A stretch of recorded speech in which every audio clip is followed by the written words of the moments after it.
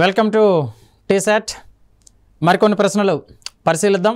మెథడాలజీలో ఏ విధంగా ప్రశ్నలు వచ్చే అవకాశం ఉందనేది పరిశీలిద్దాం. మోడల్ ప్రాజెక్ట్ పనిని ఇవ్వడం ద్వారా విద్యార్థులలో ప్రధానంగా ఈ విలువను పెంపొందించవచ్చు. విద్యార్థులకు ప్రాజెక్ట్ పనులు మనం ఇస్తుంటాం. ప్రాజెక్ట్ పనులు ఎప్పుడు ఇస్తుంటామంటే విద్యార్థికి నిర్మాణాత్మక మూల్యాంకనం ఫార్మేటివ్ను కండక్ట్ చేసినప్పుడు ప్రాజెక్ట్ పనులు ఇస్తుంటాం. మరి ప్రాజెక్ట్ పని ఇవ్వడం ద్వారా విద్యార్థుల్లో ఈ విలువను పెంపొందించవచ్చు. ప్రాజెక్ట్ అంటే ఏంటి? సమాచారాన్ని సేకరించడం. సహజ వాతావరణంలో విద్యార్థి సమాచారాన్ని సేకరిస్తే, విద్యార్థులందరూ కలిసి సమాచారం సేకరిస్తే అది ప్రాజెక్ట్. సో ప్రాజెక్ట్ అంటే సమాచార విలువ, సమాచారాన్ని సేకరిస్తున్నారు. విద్యార్థులు ఒకరితో ఒకరు కలిసి సహకరించుకుంటూ పనిని పూర్తి చేస్తున్నారు. కాబట్టి అది సాంఘిక విలువ, సమాచార విలువ. ఇది వృత్తిపరమైన విలువ కాదు, సౌందర్యాత్మకం కాదు, సాంస్కృతిక విలువ అయితే కాదు, జాతీయ విలువ, స్థానిక విలువ అనేది కాదు. మరి ఇది ఏ విలువ అవుతుందంటే సాంఘిక విలువ. ఇది సాంఘిక విలువ, సమాచార విలువ అవుతుంది. ఇది సాంఘిక విలువ, సమాచార విలువ. రైట్. రోజర్ బైబీ అనే విద్యావేత్త ప్రకారము 5E నమూనాలో అంశాల క్రమం. రోజర్ బైబీ అనే విద్యావేత్త నిర్మాణాత్మక బోధనా పద్ధతిని అనుసరించి 5E నమూనాని రూపొందించడం జరిగింది. మరి ఈ 5E నమూనాను అనుసరించి తరగతి గదిలో ఎలా బోధించాలని చెప్తున్నాడు అంటే మొదటగా 5E నమూనా అన్నాడండి. 5E నమూనా. ఈ 5E నమూనాలో మొట్టమొదటిది ఎంగేజ్,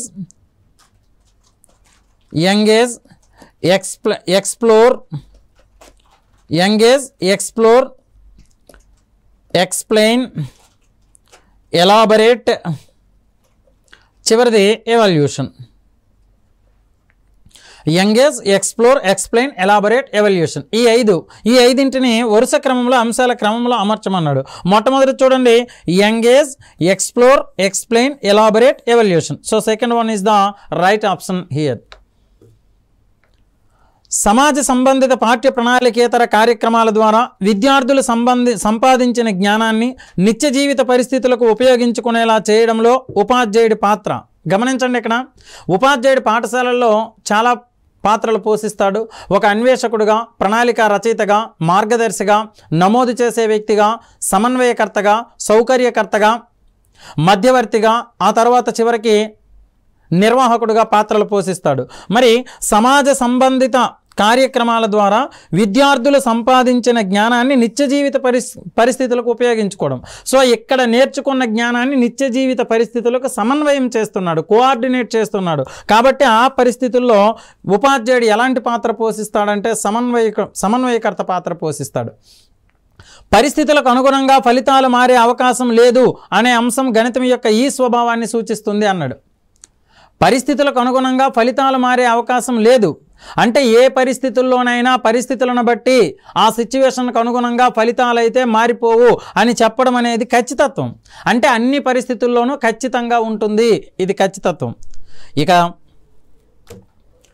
క్రింది వాటిలో శీర్షికా పద్ధతి దోషము కానిది. శీర్షిక ఉపగమము టాపికల్ అప్రోచ్ అంటున్నాం. ఈ శీర్షిక ఉపగమం దోషము కానిది ఏంటి అంటే విషయ భారం ఎక్కువ కావడం వల్ల అవగాహన సన్నగిల్లుతుంది. దోషము కానిది, దోషము అన్నాడు, కానిది అన్నాడు అంటే దీని యొక్క మైనస్ కానిది ఏది అన్నాడు అంటే ప్లస్ కావాలి. విషయ భారం ఎక్కువ కావడం వల్ల అవగాహన సన్నగిల్లుతుంది. ప్రాథమిక స్థాయిలో ఆచరణాత్మకం కాదు. ప్రజ్ఞావంతులైన విద్యార్థులకు విసుగు పుట్టించే అవకాశం ఉంది. విద్యార్థుల మానసిక స్థాయిని దాటిపోతుంది. విద్యార్థుల మానసిక స్థాయిని దాటిపోవడము దీని యొక్క లక్షణమే. ప్రాథమిక స్థాయిలో ఇది ఆచరణం కాదు. అసలు శీర్షికా విధానం అంటే పునర్విమర్శ, ఎలాంటి పునర్విమర్శ జరగకుండా, ఎలాంటి పునర్విమర్శకు అవకాశం లేకుండా సంబంధించిన అంశాన్నంతటినీ ఒకే చోట బోధిస్తే అది శీర్షిక. సంవత్సరానికి ఒకసారి పునర్విమర్శ చేస్తూ కాఠిన్యత స్థాయిని బట్టి పై తరగతులకు విస్తరిస్తే ఏకకేంద్ర. పదే పదే పునర్విమర్శ జరిగితే అది సర్పిల. ఇక్కడేమన్నాడంటే శీర్షికా పద్ధతి దోషం కానిది. అంశానికి సంబంధించి మొత్తం ఒకే చోట బోధించినప్పుడు ఏమవుతుందంటే మానసిక స్థాయిని దాటిపోతుంది. ఆ తర్వాత ఇది ప్రాథమిక స్థాయిలో ఆచరణాత్మకం కాదు, ఒకేసారి చెప్పకూడదు. విషయ భారం ఎక్కువ కావడం వల్ల అవగాహన కూడా సన్నగిల్లుతుంది. ఇవన్నీ దీని లక్షణాలు. కానీ దోషము కానిది అన్నాడు. దోషము కానిది అంటే దోషం అంటే తప్పు కానిది ఏదంటే ప్రజ్ఞావంతులైన విద్యార్థులకు విసుగు పుట్టించే అవకాశం ఉంది. ఈ ప్రజ్ఞావంతులైన విద్యార్థులు ఇక్కడ విసుగు చెందరు, చురుకుగా పాల్గొంటారండి. ప్రజ్ఞావంతులు శీర్షిక ఉపగమంలో ప్రజ్ఞావంతులు చురుకుగా పాల్గొంటారు. ఎందుకంటే ఒక అంశానికి సంబంధించి పూర్తి సమాచారం ఒకేసారి ఇవ్వడం వల్ల ఏమవుతుందంటే ఎంత సమాచారం ఇచ్చినా కూడా వాడు గ్రహించగలుగుతాడు ప్రజ్ఞావంతుడు. అదే ఏకకేంద్ర సర్పిల్కి వచ్చేసరికి పదే పదే రిపీట్ చేయడం, సంవత్సరానికి ఒకసారి రిపీట్ చేయడం వల్ల విసుగు కలుగుతుంది. అక్కడ విసుగు కలిగిస్తుంది కాబట్టి ఇది దీనికి సంబంధించింది కాదు. ఇది దీనికి సరైన సమాధానం. నోటు పుస్తకాలు, పరిశీలనలు, అనక్టోడల్ రికార్డు, పోర్ట్ఫోలియో, పిల్లల డైరీ, రేటింగ్ స్కేలు మొదలైనవి దేనికి సాధనాలు? ఈ నోటు పుస్తకాలు, పరిశీలనలు, అనెక్టోడల్ రికార్డు, పోర్ట్ఫోలియో, పిల్లల డైరీ, ఇక్కడ మనకు చూస్తే అర్థమవుతుంది. పిల్లల డైరీ, నోటు పుస్తకాలు ఇవి దేనికి సంబంధించినవంటే రాత అంశాలు. ఇంకేముంది ఇక్కడ మనం మాట్లాడడానికి? పిల్లల భాగస్వామ్యం ప్రతిస్పందనలు అంటే అక్కడ మనం నిర్ణీత కాలంలో విద్యార్థి మనం కల్పించిన అభ్యసన సన్నివేశాలలో ఎలా భాగస్వామి అవుతున్నాడు, ఎలా స్పందిస్తున్నాడు అనేది చూడడం, సహజ వాతావరణంలో పూర్తి చేసి పనిని తీసుకురావడం, మనం చెప్పే సిలబస్ మీద పరీక్ష పెట్టడం. సో ఈ నోటు పుస్తకాలు, పరిశీలనలు, అనెక్టోడల్ రికార్డు, పిల్లల డైరీ ఏమవుతాయంటే రాత అంశాలుగా చెప్పబడతాయి. ఇక చర్చా పద్ధతి సోపానాలు వరుసగా. చర్చ అనేది ఒక సమిష్టి నిర్ణయ ప్రక్రియ. మరి ఏదైనా ఒక పాఠ్యాంశాన్ని చర్చా పద్ధతిలో బోధించాలి అంటే ముఖ్యంగా 4 సోపానాలు అవసరం. ఏంటంటే అది మొట్టమొదటి ప్రణాళిక రాసుకోవాలి, పథక రచన చేసుకోవాలి. ప్రణాళిక, అసలు చర్చాంశం ఏంటి, చర్చించే విధానం ఏంటి, ఎంతసేపు చర్చించాలి, ఇదండి. చర్చాంశం ఏంటి, చర్చించే విధానం ఏంటి, ఎంతసేపు చర్చించాలి. ఆ తర్వాత సంసిద్ధత, మూల్యాంకనము, ప్రణాళిక, నిర్వహణ. ఇక్కడ చూడండి, మొట్టమొదటి ప్రణాళిక. ఆ ప్రణాళిక తర్వాత ఏం చేయాలంటే విద్యార్థికి సంసిద్ధం చేయాలి. దేనికి సంసిద్ధం చేయాలంటే చర్చలో పాల్గొనడానికి సంసిద్ధం చేయాలి. ఆ తర్వాత సంసిద్ధం చేసినాం. దీని తర్వాత ఏం చేయాలంటే నిర్వహణ చేయాలి. నిర్వహణ ఎలా ఉండాలంటే విద్యార్థులను ఎదురెదురుగా కూర్చోబెట్టాలి. ఆ తర్వాత విద్యార్థులు అందరినీ పాల్గొనేలా చూడాలి. ప్రజాస్వామ్య వాతావరణంలో చర్చ జరగాలి. అనవసరమైన భావోద్వేగాలకి అవకాశం ఇవ్వకుండా ఉండాలి. ఇక 4వ అంశం మూల్యాంకనం. మరి చర్చ ప్రారంభమయ్యేసరికి విద్యార్థి యొక్క మానసిక స్థాయి ఎలా ఉంది, ఏ విధంగా వాదనకు గురయ్యాడు. ఆ తర్వాత మూల్యాంకనం అంటే చర్చ అంతా పూర్తి కాగానే విద్యార్థి యొక్క వైఖరిలో ఏమైనా మార్పు ఉందా అనేది ఆలోచన చేస్తే అది మూల్యాంకనం, సమీక్ష చేస్తే. కాబట్టి చర్చా పద్ధతి సోపానాలు వరుసగా ప్రణాళిక, సంసిద్ధత, నిర్వహణ, మూల్యాంకనం. ఎక్కడున్నాయి చూడండి, ప్రణాళిక, సంసిద్ధత, నిర్వహణ, మూల్యాంకనం. Third option is the right one. నీటి లోతు పెరిగే కొద్దీ పీడనం పెరగవచ్చు అనున్నది ఏ రకమైన ప్రకల్పన? ఎస్, చూడండి ఇక్కడ పరికల్పన. నీటి లోతు పెరిగే కొద్దీ పీడనం పెరగవచ్చు అన్నది ఏ రకమైన పరికల్పన అండి? ఏ రకమైన పరికల్పన అంటే, పరికల్పన అంటే ఊహించడం. మనకు ముఖ్యంగా సైన్స్ మెథడాలజీలో 4 రకాల పరికల్పనలు ఉన్నాయి. గమనించండి మిత్రమా, 4 రకాల పరికల్పనలు. మొట్టమొదటిది శూన్య పరికల్పన, రెండవది ప్రకటనాత్మక పరికల్పన, ఆ తర్వాత ప్రశ్న పరికల్పన, ప్రాగుక్తిక పరికల్పన. శూన్య పరికల్పన, ప్రకటనాత్మక పరికల్పన, ప్రశ్న పరికల్పన, ప్రాగుక్తిక పరికల్పన. 2 అంశాల మధ్య ఎలాంటి సంబంధము లేదు అని చెప్పడం శూన్య పరికల్పన. 2 అంశాల మధ్య సంబంధం ఉంది అని చెప్పడం ప్రకటనాత్మక పరికల్పన. 2 అంశాల మధ్య సంబంధం ఉండొచ్చు అని చెప్పడం ప్రాగుక్తిక పరికల్పన. 2 అంశాల మధ్య సంబంధం ఉందా అని ప్రశ్నిస్తే ప్రశ్న పరికల్పన. చూడండి, చాలా ఈజీ బిట్లు దీని మీద వచ్చే అవకాశం ఉంది. 2 అంశాల మధ్య ఎలాంటి సంబంధము లేదు అని చెప్పడం శూన్య పరికల్పన. 2 అంశాల మధ్య సంబంధం ఉంది అని చెప్పడం ప్రకటనాత్మక పరికల్పన. 2 అంశాల మధ్య సంబంధం ఉండొచ్చు అని చెప్పడం ప్రశ్న పరికల్పన. 2 అంశాల మధ్య సంబంధం ఉండొచ్చు అని చెప్పడం ప్రాగుక్తిక. 2 అంశాల మధ్య సంబంధం ఉందా అని ప్రశ్నించడం ప్రశ్న పరికల్పన. సో ఇక నీటి లోతు పెరిగే కొద్దీ పీడనం పెరగవచ్చు అంటే ఊహిస్తున్నాడు కాబట్టి ఇది ప్రాగుక్తిక పరికల్పనగా చెప్పబడుతుంది. కోర్ సబ్జెక్టులుగా పిలువబడేవి ఎన్పిఈ 86 ప్రకారము, నేషనల్ పాలసీ ఆన్ ఎడ్యుకేషన్ 86 ప్రకారము కోర్ సబ్జెక్టులుగా 3 చెప్పబడతాయి. అవి ఏంటంటే ఇంగ్లీష్, మ్యాథ్స్, సోషల్ అండి. ఇంగ్లీష్, మ్యాథ్స్, సోషల్ ఈ 3 కూడా కోర్ సబ్జెక్టులుగా పిలువబడతాయి. ఈ డైరెక్ట్ బిట్ ఇది. బి అనే విద్యార్థి జనాభా లెక్కల పట్టికను వ్యాఖ్యానించాడు. ఆర్ అనే విద్యార్థి సూర్యగ్రహణం, చంద్రగ్రహణం వ్యాఖ్యానించాడు. అయినా ఆ విద్యార్థులు సాధించే లక్ష్యాలు వరుసగా అన్నాడు. ఇక్కడ లక్ష్యాలు స్పష్టీకరణలకు సంబంధించి మామూలుగా వ్యాఖ్యానించడము డైరెక్ట్గా చాలామంది గుర్తుపెట్టుకుంటారు. ఇలానే వ్యాఖ్యానించడము అనేది ఏమవుతుందంటే అవగాహన అవుతుంది. వ్యాఖ్యానించడం అవగాహన అవుతుంది. కానీ ఈ వ్యాఖ్యానించడం అనేది విద్యార్థి చిత్రపటాలను వ్యాఖ్యానించాడు, గ్రాఫులను వ్యాఖ్యానించాడు, పట్టికలను వ్యాఖ్యానించాడు. పట్టికలు వ్యాఖ్యానించడం అవగాహన అవుతుందండి. ఇది వ్యాఖ్యానించడం అనే పదం కనిపించిందంటే అవగాహనకి వెళ్ళిపోతాం. కానీ వ్యాఖ్యానించాడు, చిత్రపటాలు వ్యాఖ్యానించాడు, గ్రాఫులు వ్యాఖ్యానించాడు, పట్టికలు వ్యాఖ్యానించాడు, అవగాహన.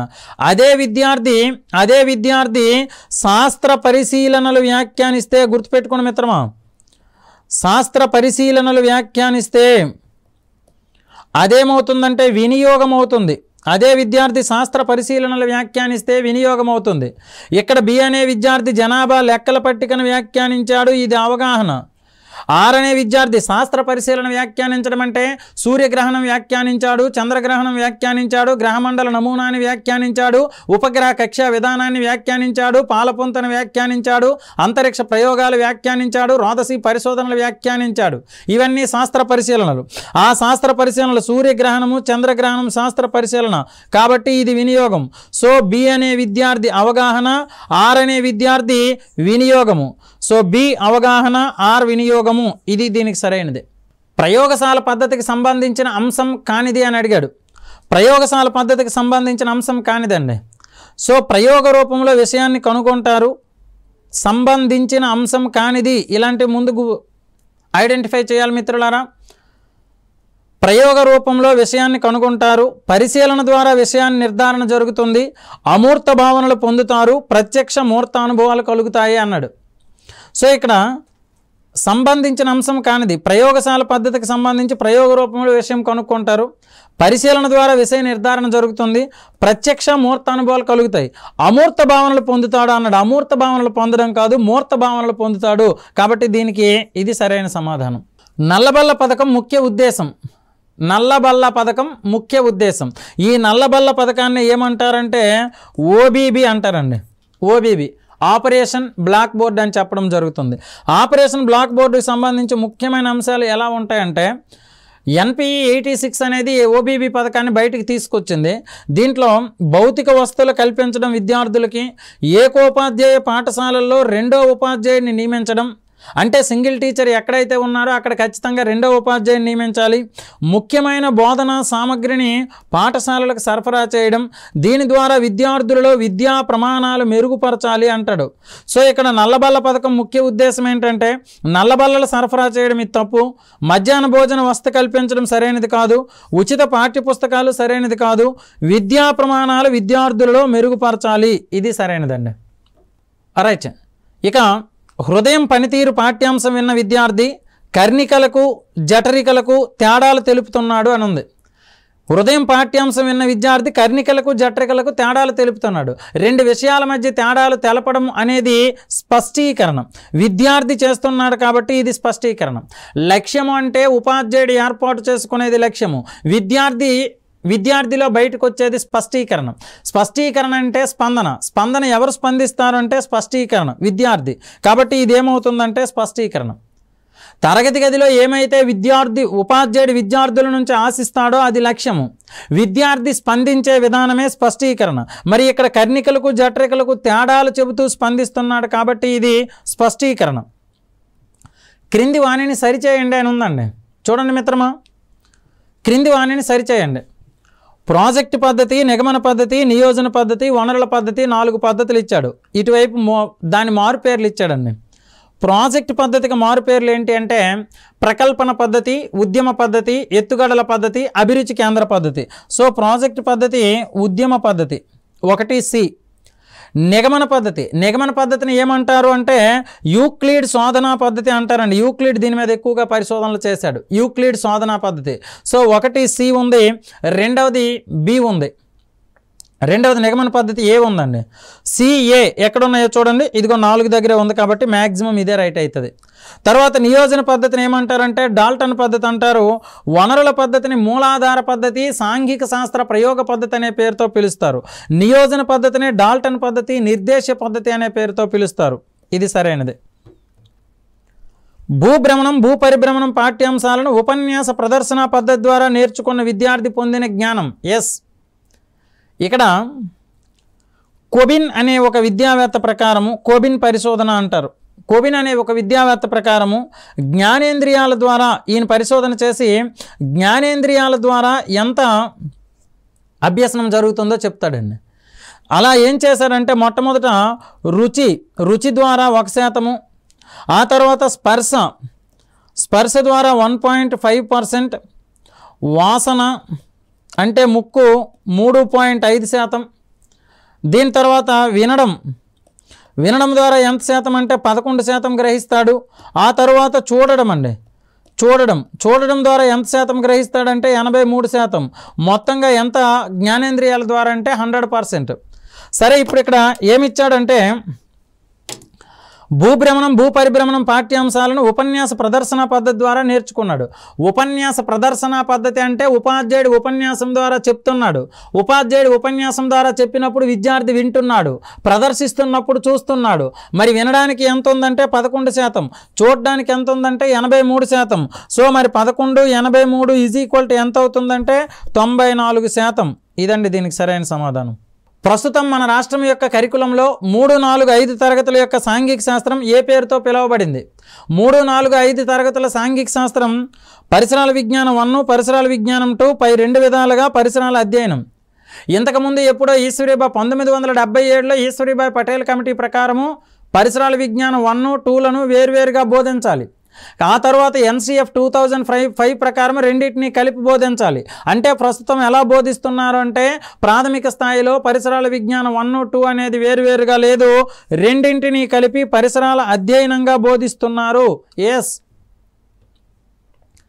ఇక అనుభవ ప్రాముఖ్య యూనిట్ యొక్క ఫలితం ఇది మనకు ప్రణాళికల్లో వస్తుంది. విద్యా ప్రణాళిక, నిర్మాణ సూత్రాలు, దానికంటే ఉపగమాల్లో యూనిట్ ఉపగమం అనేది ఒకటి ఉందండి. యూనిట్ ఉపగమము, ఈ యూనిట్ ఉపగమం అనేది యూనిట్ ఉపగమంలో యూనిట్ రకాలు అనేవి ఇస్తాడు. మొట్టమొదటిది నిర్మాణాత్మక యూనిట్ రకాలు, నిర్మాణాత్మక యూనిట్. రెండవది విషయ జ్ఞాన యూనిట్, అనుభవ ప్రాముఖ్య యూనిట్,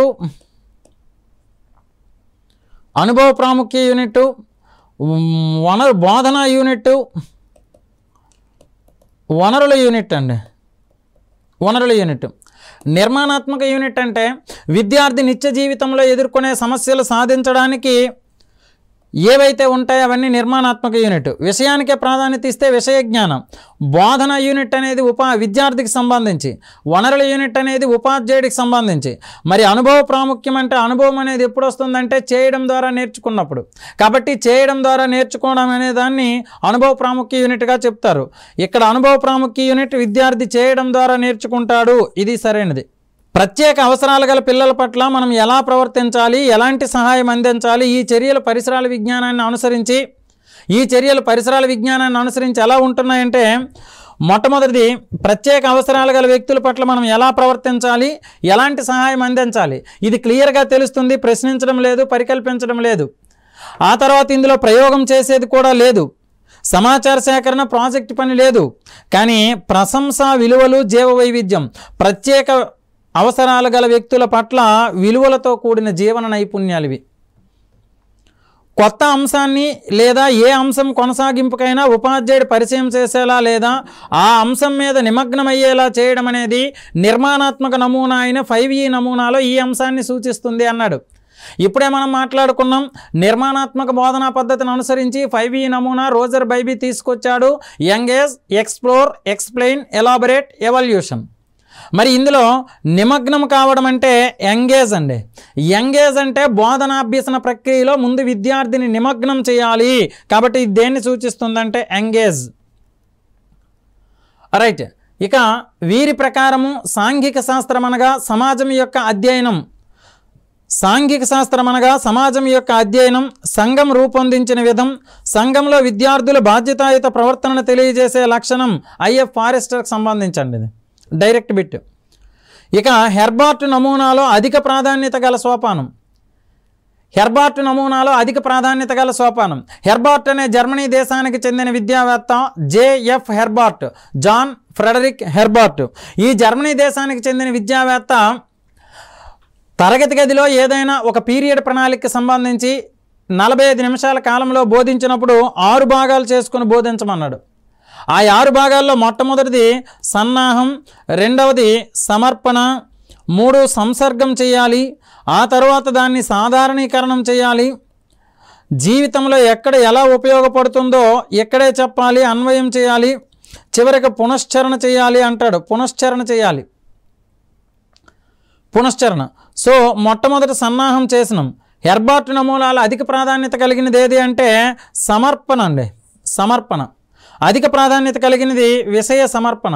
ఎందుకంటే పూర్వజ్ఞానానికి అనుగుణంగా తీసుకెళ్లిన నూతన జ్ఞానాన్ని విద్యార్థికి అందించడం అనేది సోపానాలలో ప్రాధాన్యత కలిగిన దానిగా చెప్పొచ్చు. ఇక క్రింది వాణిని జత చేయండి. జతపరచడం. భావావేశ రంగము, మానసిక చలనాత్మక రంగము, జ్ఞానాత్మక రంగము.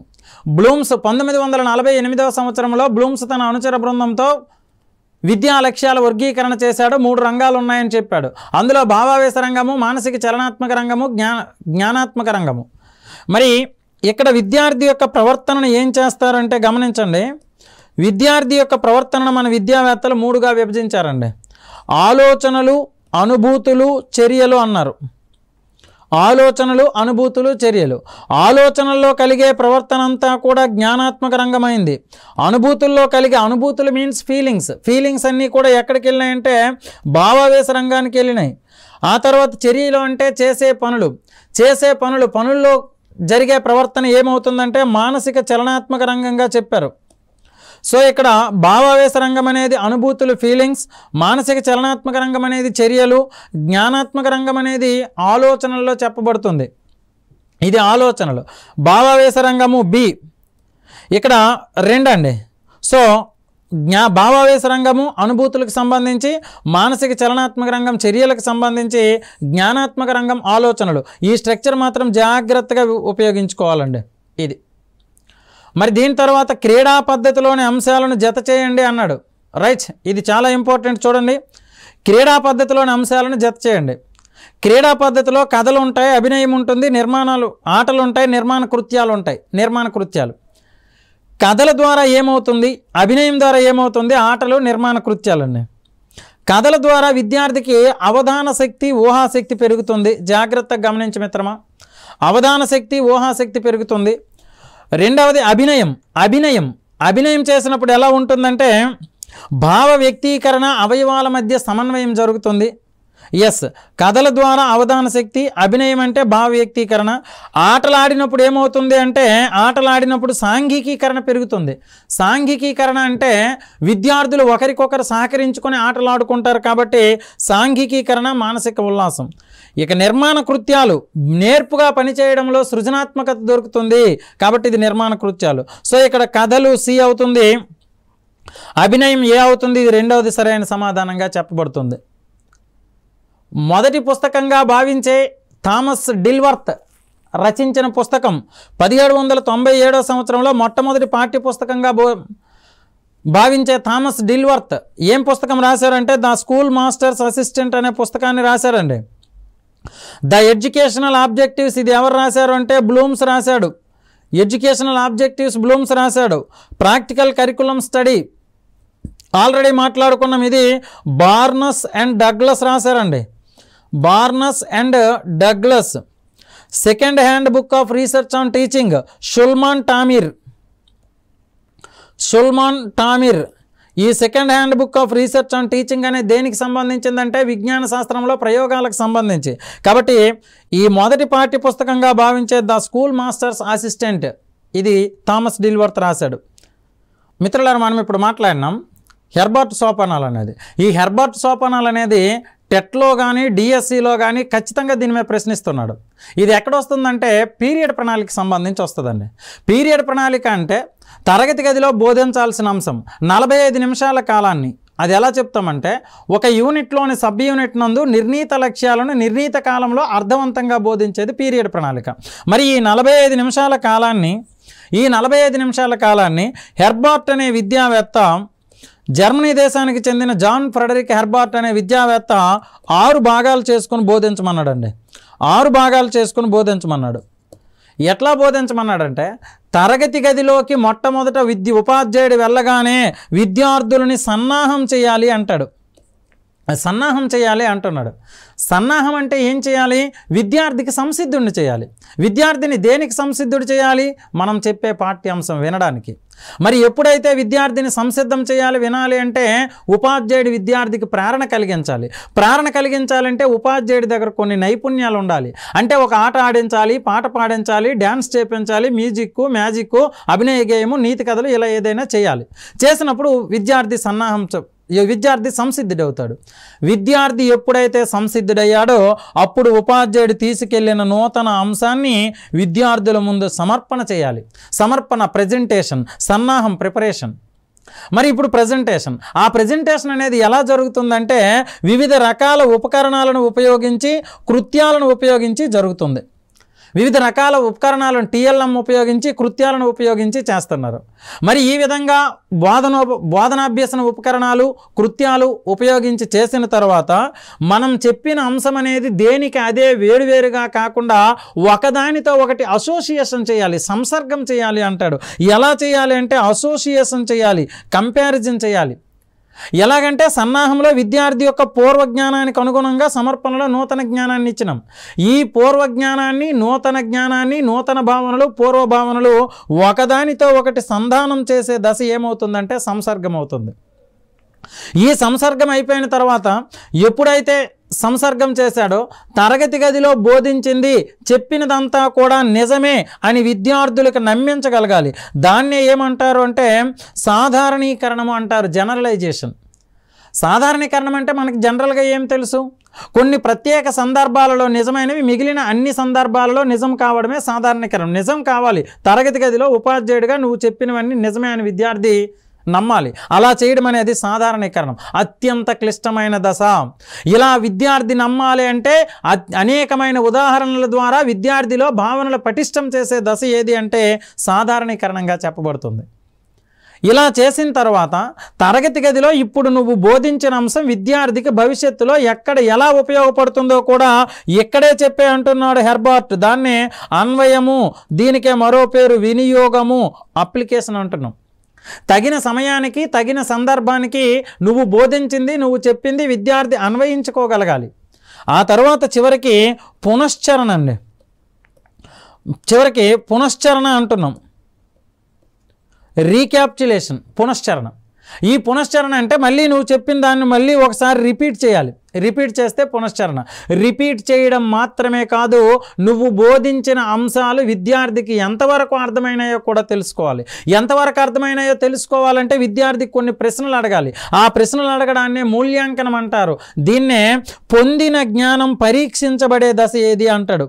విద్యార్థి పొందిన జ్ఞానం పరీక్షించబడే దశ. విద్యార్థి పూర్వజ్ఞానం పరీక్షించబడే దశ ఏది అంటే సన్నాహం. విద్యార్థి పొందిన జ్ఞానం పరీక్షించబడే దశ ఏది అంటే పునశ్చరణ. చూడండి ఒకసారి. మొట్టమొదట హెర్బర్ట్ అనే విద్యావేత్త ప్రకారము 45 నిమిషాలను 6 భాగాలు చేసుకోవాలి. తరగతి గదికి వెళ్ళిన వెంటనే విద్యార్థులను సన్నాహం చేయాలి. ఆ తర్వాత దానికి అనుగుణంగా సమర్పణ చేయాలి. తీసుకెళ్లిన నూతన అంశాన్ని విద్యార్థుల ముందు ప్రదర్శించాలి. ఈ సమర్పణనే విషయాన్ని హాజరుపరచడం అంటారు. ఆ తర్వాత సంసర్గము, పూర్వభావనలు, నూతన భావనలు ఒకదానితో ఒకటి సంధానం చేయాలి. సాధారణీకరణము, ఇప్పుడు చెప్పిందంతా నిజమే అని విద్యార్థికి నమ్మించాలి. అలా విద్యార్థి నమ్మాలి అంటే అనేకమైన ఉదాహరణలతో భావనలు పటిష్టం చేయాలి. ఇక అన్వయం, ఎక్కడ ఎలా ఉపయోగపడుతుందో కూడా చెప్పేయాలి. దీని తర్వాత పునశ్చరణ, పొందిన జ్ఞానం పరీక్షించడం. ఒకసారి ప్రీవియస్లో బిట్ ఇచ్చాడు మిత్రులారా, చూడండి ఎలాంటిదంటే మొక్కలు జంతువులు పాఠ్యాంశం విన్న విద్యార్థి, మొక్కలు జంతువులు పాఠ్యాంశం బోధిస్తున్న ఉపాధ్యాయుడు వివిధ రకాల జంతు నమూనాలను ఉపయోగించడం హెర్బర్ట్ సోపానాలలో ఏ దశ అన్నాడు. వివిధ రకాల జంతు నమూనాలు అనేవి దేనికి సంబంధించినవి అంటే TLMకి సంబంధించినవి. సో TLM అనేది ఎక్కడ జరుగుతుందంటే సమర్పణ. ఇది.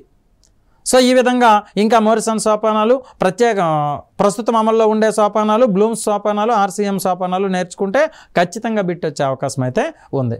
చూడండి మిత్రులారా, ఇంతవరకు ఎలాంటి ప్రశ్నలు డిఎస్సి కానీ టెట్లో కానీ వస్తున్నాయి, ఏ అంశాలను అధికంగా టచ్ చేస్తూ చదవాలి, ఏ అంశాలను లోతుగా చదవాలి అనేది మాట్లాడినాం. మరిన్ని ప్రశ్నలతో మళ్ళీ మేము ముందుకు వస్తున్నాం.